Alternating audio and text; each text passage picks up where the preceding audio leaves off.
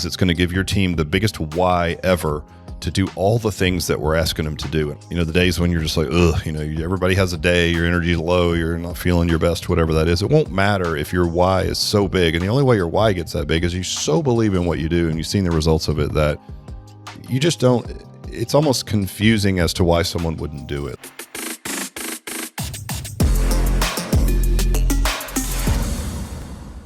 Good morning, Matt. Welcome back to the Alloy Personal Training Business Podcast. Thanks for having me. It's a privilege and an honor. Well, yes, of course. Good to have you on. Hey, listen, something happened I haven't had a chance to tell you. A friend of mine was kidnapped by mimes.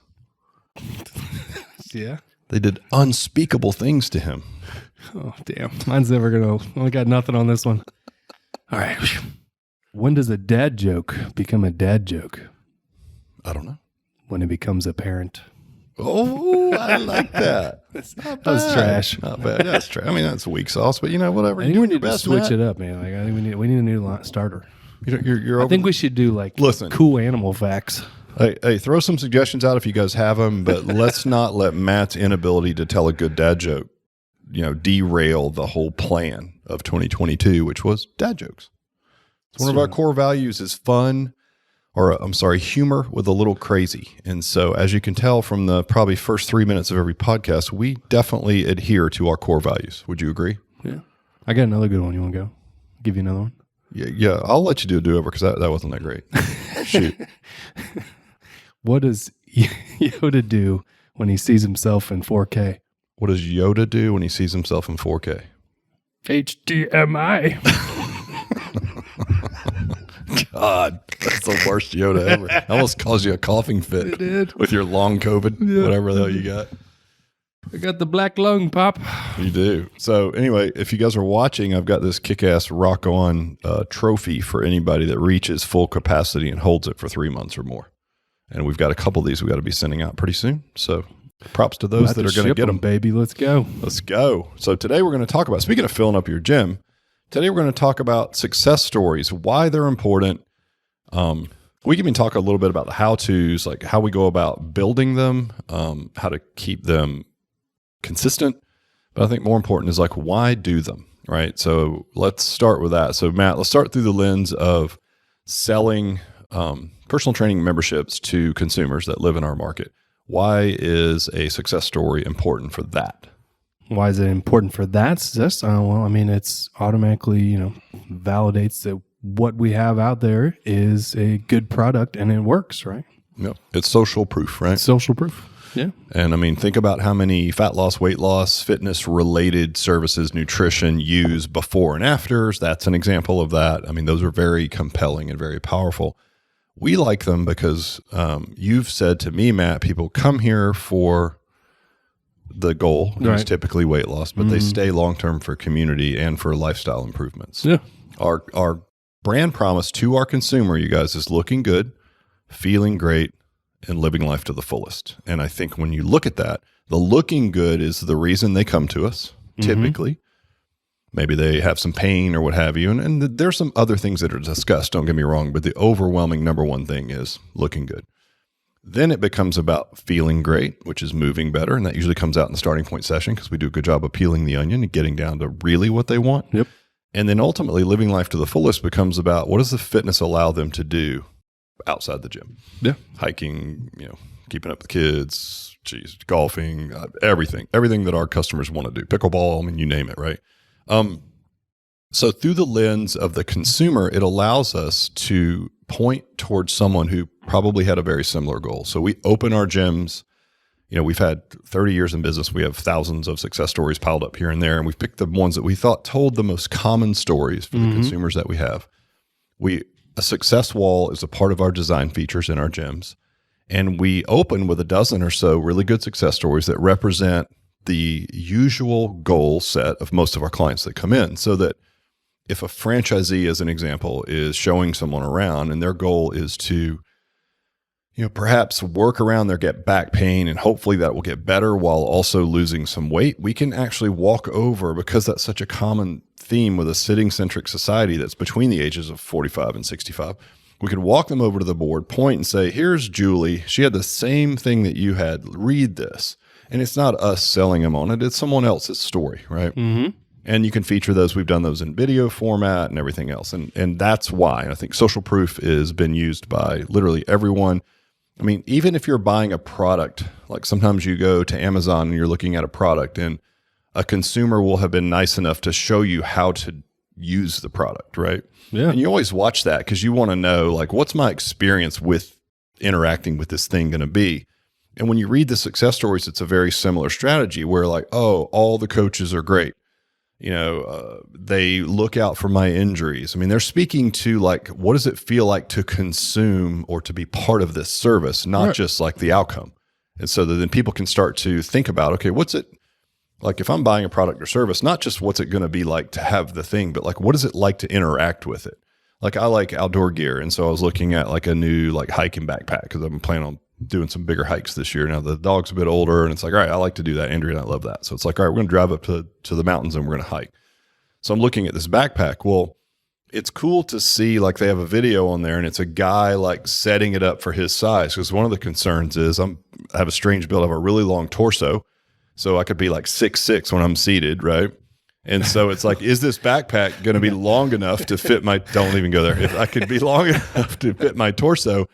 And there's a video of a guy showing you how to size it up to what would be appropriate size for me. So I watched that and then I'm thinking, okay, this is not like, this is how I'm going to interact with the thing that's going to make it work for me. And I think it's very similar in a success story. It's like, well, I come in this many days a week, what has that meant to me? What has that consistency meant based on what I used to do? And yeah, I lost some weight, but look at all the other things. It also helped me eat better because I was proving to myself, building self-efficacy around my identity. Now, it's not just like I need someone to hold me accountable. It's I'm the type of person that regularly exercises. And then that lends itself to like, okay, if I'm a person that regularly exercises, what does that person do when I'm at lunch making a bad choice or a good choice, right? It's like, so it kind of bleeds over into other areas of your life. And that's what that social proof will do. So, well, I mean, there's a statistic that like say 91% of people, whenever they buy something, they're going to look at the reviews or success stories. They look for that social proof and they're looking for just the example where you got to 6'6" seated somehow. You're looking for what it speaks to them about what they're looking for. Right. Mm-hmm. So 91%. So that's just in a business standing alone. That's why it's so important to have that there. If you don't, or if you have bad reviews, they're going to look at it and yes. And we do look for those. I mean, folks, what do? Like you look, all right, I want to see the crappy review. See what 5,000 reviews on Amazon for this product that I want to buy. Let me find the one that hated it and I'll use that one. But listen, that goes into the psychology of the way human brains are designed. Like, from a evolutionary standpoint, we are wired to look for danger because danger would keep you from being eaten or killed or whatever. Now we don't really have the same level of threat, but we still use it in ways that probably aren't as applicable, like looking for the one negative review. Like, watch out now. So outside of a straight recommendation from a friend or whatever that is using the product or going to your gym, that's like the next kind of recommendation level, right? People are going to go look for that. They're going to look and see if like, oh, everybody says this place is awesome. I got to check this out. Not as impactful as like you telling me like, dude, this sandwich shop down the street is phenomenal. You got to go there. Right. But it is still, it's huge. Right. And not every customer comes in with a direct referral, which is always, as we know, a great customer, easy to explain to them and convince them that you can solve their problems. But if you don't have that social proof, like you said, 91% of people want to see something from people like them that have been successful in your service. Which is, our Alloy, which is set up, we're all together in this. Our website literally houses any reviews from any location. So it's cool. Like you come and look at Alloy, you're going to see like success stories and cool things people are saying right there from every club. Yeah. And as a franchise, we provide the templates and the how-tos on how to have the conversation, how to get the success story. We have the editable PDF built that you can put it into. And then over time, you're going to replace the ones that you opened with that came from Alloy, the system, with ones that came literally out of your own gym. And you slowly replace those and then you duplicate those. I mean, the board will hold 36 or so, right? So we can easily have a bunch of success stories, which we would anticipate everyone would have. So that's I think sort of the obvious reasons why you do success stories and you champion it. But there's another reason, and it might be as important. It might even be more important in some ways. And we talked about this before the podcast. So what is that, Matt? Tell everyone what we're talking about. Like, why else would you do success stories? Well, there's two ways. I mean, like, in a gym setting, like first there's getting people to look at your product, right? Or want to come in. And then the next is validation for customers while they're using your product, in gym setting, right? That's why we do constant follow-ups with our customers to see if they're making improvement or show them the improvement and things like that, right? So that's validation to the customer, which is huge. After that, it is then validation. It helps as a team. Sometimes we get lost in, working out. It's get on the hamster wheel. We got to stay consistent. We all know these things. We got to do it, but it can be lost. And sometimes we've even asked each other, are we helping our customers? And when we have these success stories, is yes, it makes you feel good. It's like, yes, we are doing the right thing. We are helping our community and helping the people that come to see us. So as a team, that makes it, everybody more excited about what they're bringing and what they're doing every day. Right. So it's social proof to reinforce, not necessarily to the customer, but maybe more importantly to the team, that what we do matters. They have to fully believe in the service or the product, right? Yeah. That could boil down to, we put the programs, the workouts on the platform up to 8 weeks in advance. And we do that so that coaches can experience the workouts firsthand, because there's nothing, the clarity comes in doing, not talking about it, right? So there's that. There is, we always preach. We're not just coaching workouts. We're doing a lot more. We're holding people accountable. We're getting them to do the things they need to do outside the gym, and so what we don't want coaches to do is to start getting into a routine rut where they feel like I'm just going in and training a shift of training, right? Because then it's just going to feel like a workout in a class. It's not that. But to be able to avoid that, it's my Tuesday night shift idea, part of that is to fully believe in what you're doing. And that will get us as a team, as Alloy, as a brand, to do all the little things that we need to do to get the people to do the things outside the gym. I would say that a personal trainer, what is the difference between a personal trainer and going to a class-based concept for fitness? Because both are workouts, right? Yep. But the personal trainer is helping you not only in your workout, but you understand why you're doing the workout. It's specific to you based on injuries and goals. But not only that, it's all the hours. Maybe you're coming in 3 times a week. That's 3 hours a week. There's a lot of other things that need to be done in the scope of being healthy, from stress relief to maybe you have a step goal. Maybe you're doing some cardio activity. Again, it's individualized, so I could go on forever. Point is, holding people accountable to behaviors outside the gym is more important, and it's actually a big differentiator between a personal training facility and a class-based just workout concept, right?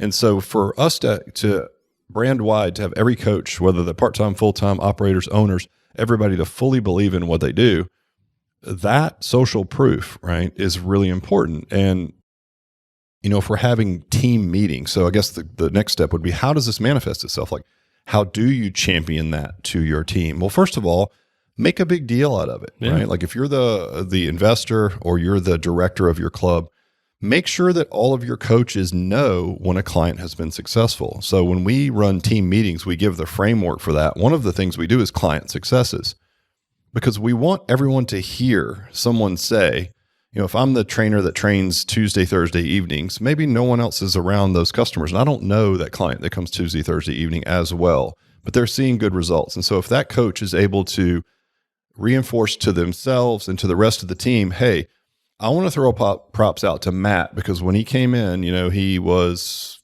overweight and his cholesterol was high and he was on all these medications. Now he's down 20 pounds. He's been able to give up half his medications. He was actually able to go and do this event with his son, this mountain bike trip that he's always wanted to do, that he just wasn't fit enough to do. And he was almost in tears when he was telling me, you guys. So that's great. That makes everybody feel good. But every single person on the team is hearing what we do matters. We are changing lives. Right. It is important. I want to be a part of that, right? And I think it goes a step further into the conviction of everyone on the team for doing all the things. Because at the end of the day, you guys, it's not rocket science. It's blocking and tackling. In some ways, I've heard it described as do the boring work. I mean, it's not boring, but Why do you run the 7 core tenets? Why do you use people's names? Why do you explain the exercise through their lens? Why do you touch them on the shoulder? Because it increases all of those things. You do those things because the result of that is life-changing for the person on the other end. And to hear that social proof from the other coaches and to tell the stories that you have and see the responses of your team, it's super powerful. And it will really help ultimately with your sales. Right. So I think the folks that we've worked with in different systems that have struggled with sales, they don't really believe in the product fully. Right. Now look at our first franchisees, and I think this is something that they do amazingly well. I mean, their retention has been, they opened during COVID. So shout out to Lara and Kathy. I mean, you opened in the summer of 2020 the southeastern states were typically more open, and they're in North Carolina. But of the southeastern states, North Carolina was the most restricted. There was a lot of, and their particular county was pretty rough on mask mandating and limited capacity. And they did their best to follow those directions, right? Even through that, their retention was great. But you know the advantage they had? They were 2 personal trainers that had worked at a large health club facility that was licensed by Alloy and had experienced all the results of it already.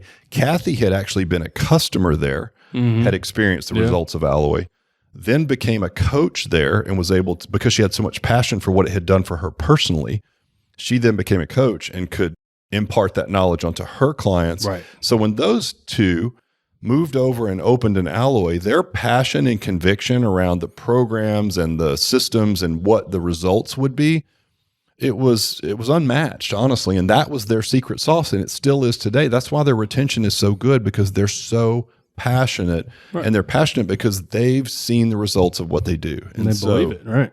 They do. And I'll give you examples. In a sales framework, we spend a lot of time teaching techniques, right? I know right now, currently, Matt, you're working on a sort of a framework for, there's probably 4 main questions that people ask, like how much does it cost? Or tell me what you guys do. And then there's questions, there's ways to go through that. And those are tactical. If this, then that, right? There's strategies. And we can teach that till the cows come home. And it's effective. It's absolutely necessary. Don't get me wrong. But that doesn't work nearly as well if the person who's selling it isn't convicted, because the way they'll go about, right? Yeah, it comes all out, right? Yes, it comes out in passion. So if we look at one of the most successful salespeople that we've seen franchise-wide thus far, and we've got another one in the pipeline who's doing it right now as well, it's somebody that was in the fitness space for a long time.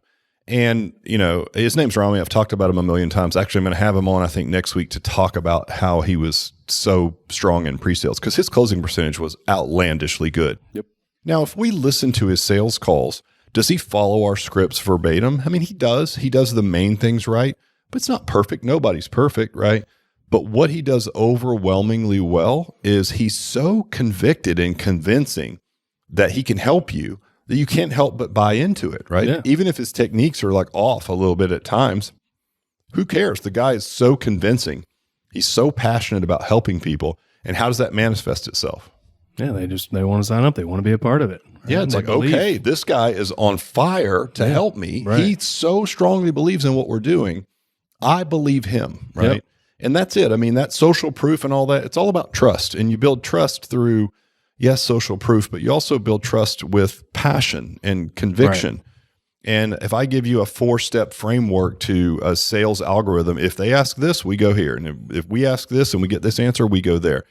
That's great. That's tactical. But none of that is going to work if you don't work those tactics with a raging passion, because your body language when you're speaking, even if it's over the phone, your tonality, your tenacity. I mean, you want to know what the real difference is in a pre-sale, someone who's very successful. It's effort.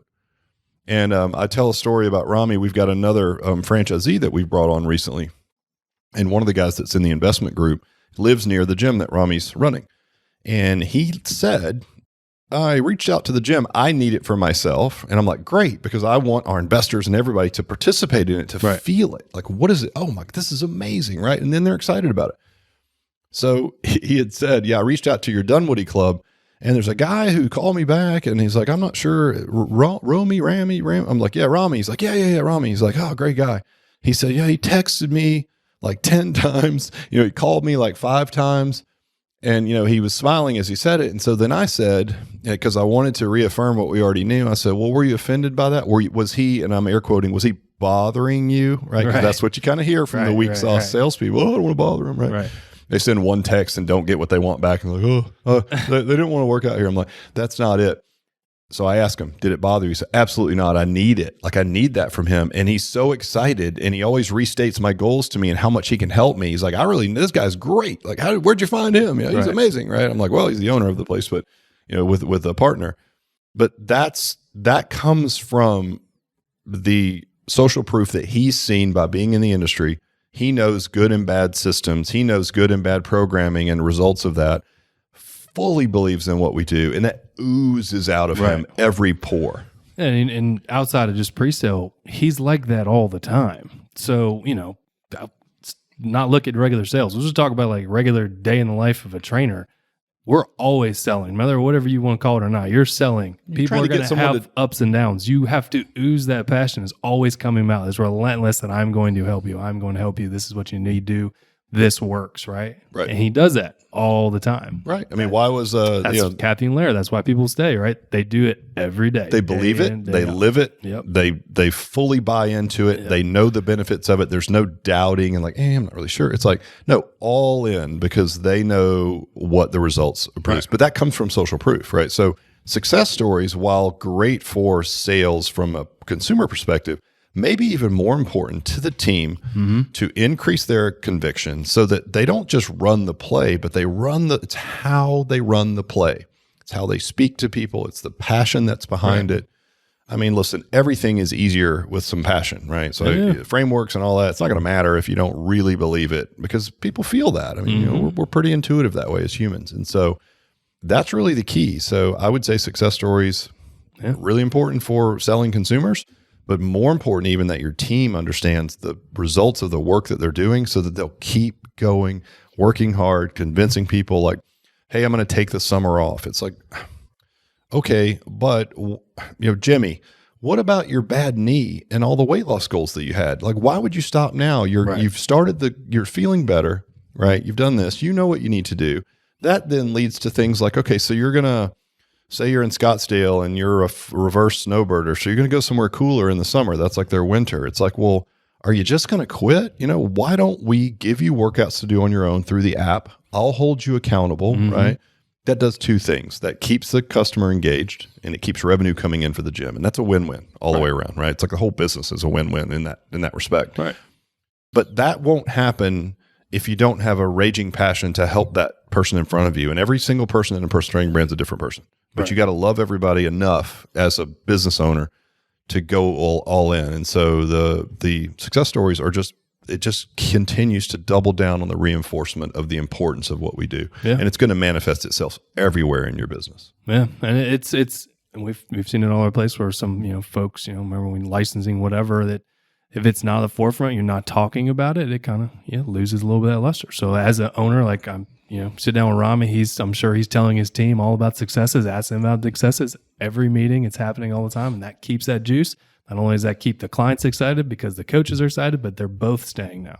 Yes. Right. They want, even the coaching side of things, you want to be involved because like, this is awesome. This is a cool place to be. Right. Like if you're hearing Rami talk to a customer in the gym and a coach is standing by hearing him talk about it and the passion, it's like you're teaching them how to be passionate about it, right? Yep. So I would say that as part of your meeting construct, you should be meeting with your team and your coaches, share successes, because what it's going to do is it's going to give your team the biggest why ever to do all the things that we're asking them to do. And all those things are built for one reason and one reason only, and that's to make the customer be successful.